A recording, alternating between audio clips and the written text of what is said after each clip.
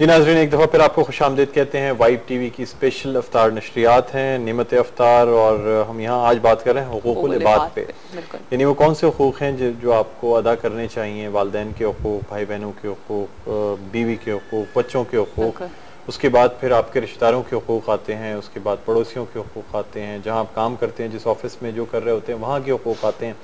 यानी कि तमाम वो लोग जो आपसे किसी न किसी सूरत कॉन्टैक्ट में होते हैं, उन सबके हुकूक आते हैं।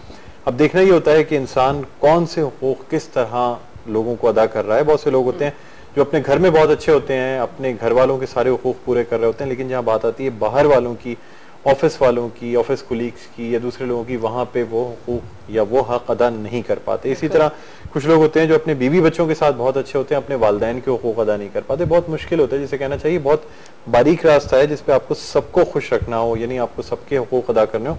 बहुत मुश्किल रास्ता है, इतना आसान नहीं होता। लोग समझते हैं कि शायद बड़ा आसान काम है, इजीली चीजें मैनेज हो जाती हैं, लेकिन हर किसी को खुश रखना है बड़ा मुश्किल काम है। बिल्कुल।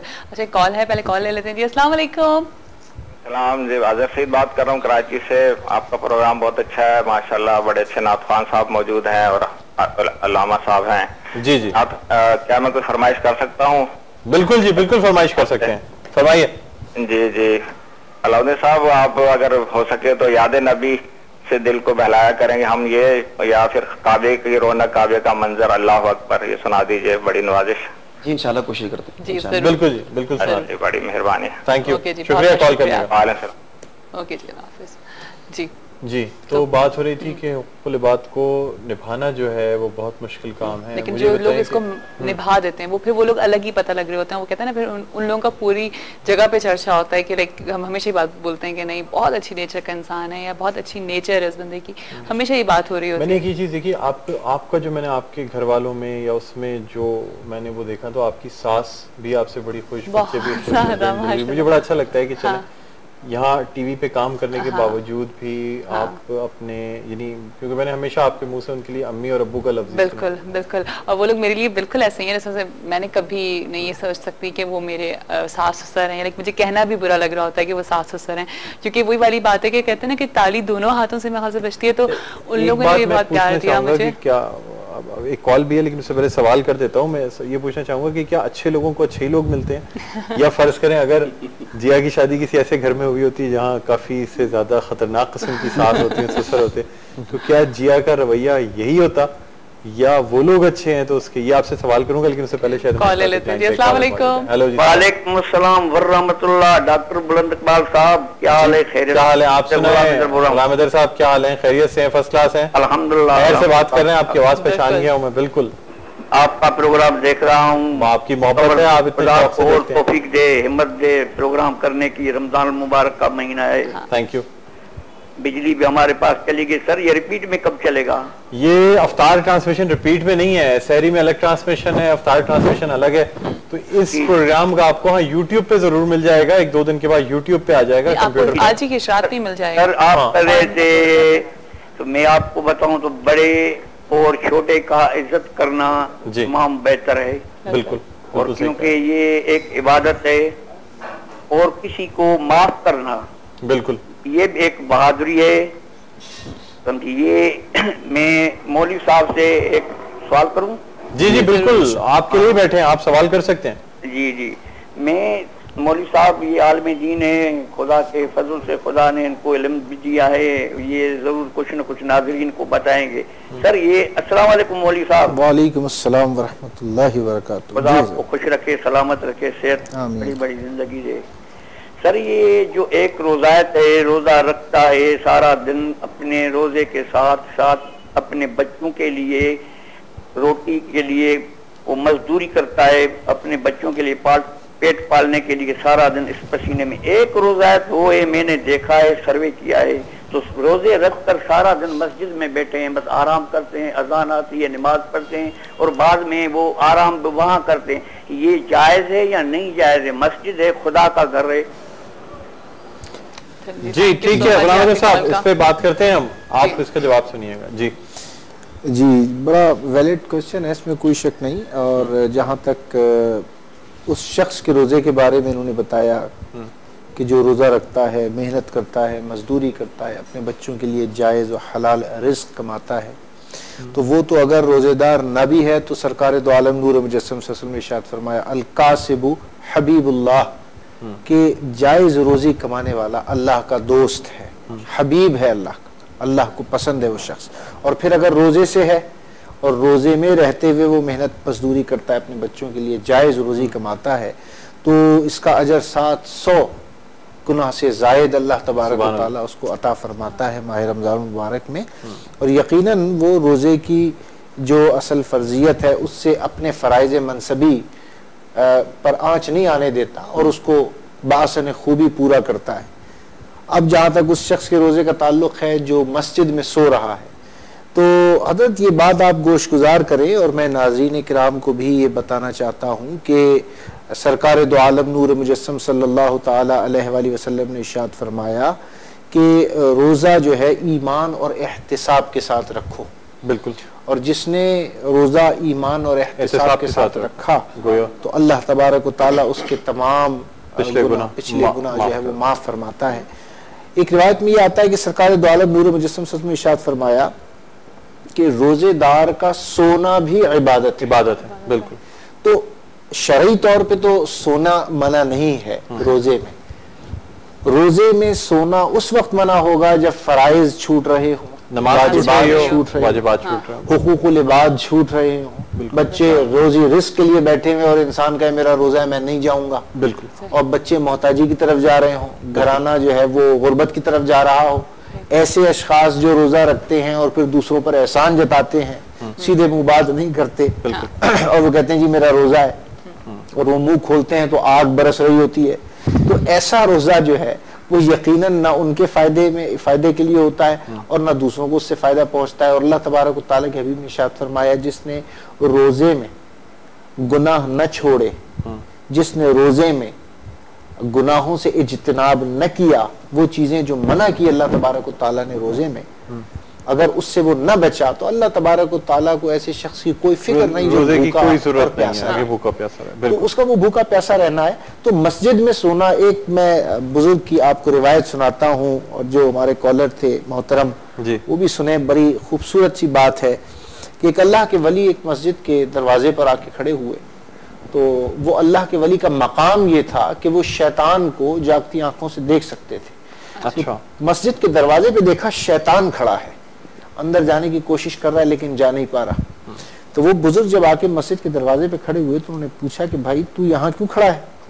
उन्होंने कहा वो शख्स जो मस्जिद में नमाज पढ़ रहा है उसके दिल में वसवसा डालना है, मस्जिद में जाना चाहता हूँ। कहते हैं तुझे क्या चीज माने है, कौन सी चीज रोक रही है कि तू मस्जिद में दाखिल नहीं हो रहा? उन्होंने कहा ये रोजेदार जो मस्जिद में सो रहा है ना, इसकी वजह से मस्जिद में मैं घुस नहीं पा रहा। अच्छा।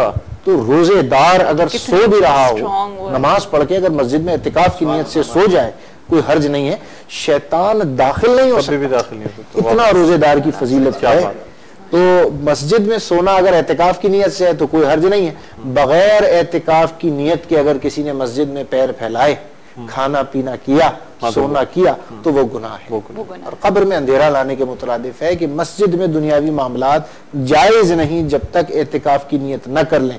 तो वो रोजेदार जो नमाज जोहर की पढ़ के सफर में होते हैं, बाइक पे रुके, गाड़ी पे रुके, मस्जिद में नमाज पढ़ी और वो थोड़ी देर सस्ताने के लिए लेट गए, तो उनसे गुजारिश ये है कि वो नवईत सुन्नतुल इअ्तिकाफ कहकर फिर मस्जिद में वो लेटना उनके लिए जायज होगा, वरना जायज नहीं है। और रोजे की हालत में फराइज को छोड़ना, वाजिबात को छोड़ना बिल्कुल इसकी इजाजत नहीं है। अगर ऐसी इजाजत होती तो अल्लाह तबारक व तआला रोजे में नमाजें कम कर देता, सफर में नहीं, रोजे में फरमाता कम पढ़ो। बिल्कुल बिल्कुल। तो अल्लाह तबारक व तआला में कोई कमी नहीं। बिल्कुल सही बात है।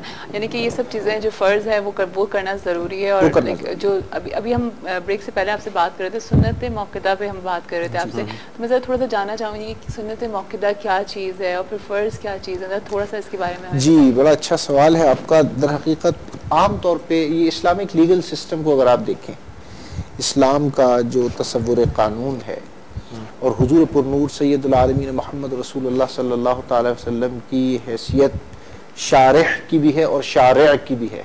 शरीयत को तश्कील फरमाने वाले, शरीयत को मुरत्तब फरमाने वाले और शरीयत तबीयत मुस्तफ़ा सल्लल्लाहु अलैहि वसल्लम से ही शरीयत मुरतब होती है।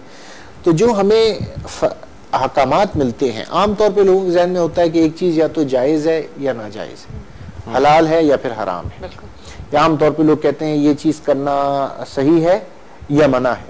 देखिए, इस्लाम एक ऐसा दीन है, दीन फितरत है, और इस्लाम एक ऐसा दीन है जो बहुत ही ज़्यादा एक्सपेंडेड है, बहुत वुसाअत है इसमें।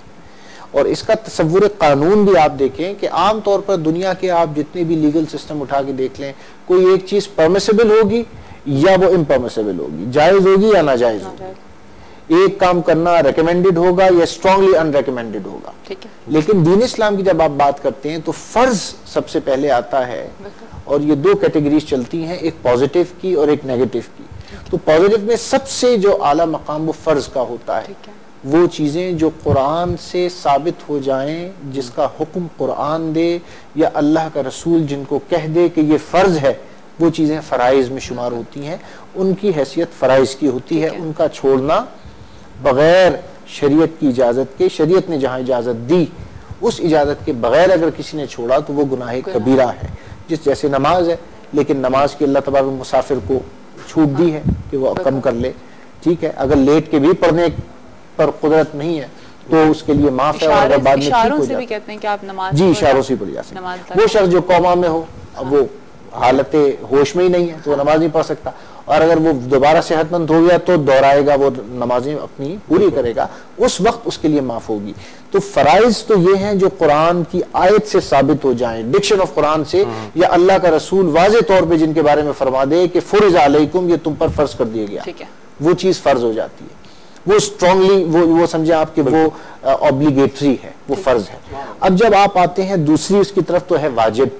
वाजिब वो शय है कि अल्लाह तबारक व तआला ने आयत कुरानी में उसका हुक्म फरमाया, लेकिन फर्ज की जो इंटेंसिटी है उस इंटेंसिटी से जिक्र नहीं फरमाया, और उसको मशरूत रखा कुछ कंडीशंस के साथ। जिस तरह जुमे की नमाज है, जुमे की नमाज अब एक ऐसे छोटे से गांव में नहीं हो सकती जहाँ पे आबादी इतनी ना हो, जहाँ पे इज्तिमाइयत का तसव्वुर ना हो, वहाँ पे जुमे की नमाज जो है वो फर्ज नहीं है, ये वाजिब है, जुमे की नमाज वाजिब है, लेकिन वहाँ उसकी अदायगी नहीं हो सकती। लेकिन शहरों में, बड़े गांव में जो है, कस्बों हैं, वहाँ पे फराइज के उसमें शुमार होता है। तो लिहाजा वाजिब ये चीज़ हुई। फ़िक़्ह हनफिया में वाजिब है, फ़िक़्ह शाफ़ी में वाजिब नहीं होता, फ़िक़्ह हनफिया में इसको वाजिबियत के उसमें ज़ुमरे में रखा जाता है। तीसरी चीज़ अब जो आती है पॉजिटिव डिग्री में, वो सुन्नत मौक़िदा जिसका आपने पूछा, यानी strongly recommended by holy prophet Muhammad सल्लल्लाहु तआला अलैहि वसल्लम। हुज़ूर सल्लल्लाहु अलैहि वसल्लम ने जिसकी ताकीद कर दी, जिस पर जोर दे के कहा कि इसको किया करो, लेकिन ना उसको वाजिब बनाया ना उसको फर्ज बनाया। और सुन्नत मौक़िदा में एक सुन्नत ऐसी है जो वाजिबियत के करीब है, और वो एक ही सुन्नत है, और वो है हुज़ूर सल्लल्लाहु अलैहि वसल्लम का दाढ़ी मुबारक रखना। ये दाढ़ी रखना जो है सुन्नत मौक़िदा में, सुन्नत मुस्तमरा के ज़ुमरे में आती है।